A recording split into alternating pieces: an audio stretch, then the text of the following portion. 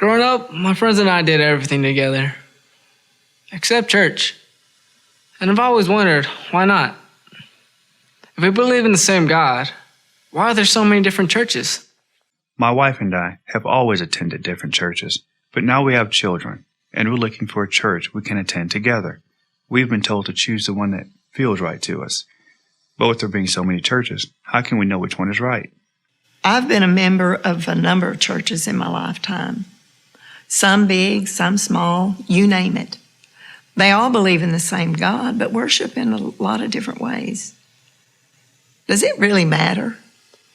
With all the different religions and churches represented in the military, the chaplain holding one service where we can all come together for worship, it makes it simple. I mean, isn't that just like the church we read about in the Bible? I heard a preacher say once that all Christian churches are okay, even if they don't all teach the same things. How can that be? I've always been confused by that. Have you ever wondered why there are so many different churches and practices and beliefs? Is it possible that every denomination is right? Does God approve of this kind of division and confusion? And does it even really matter? Why are there so many different churches? And does it matter to God?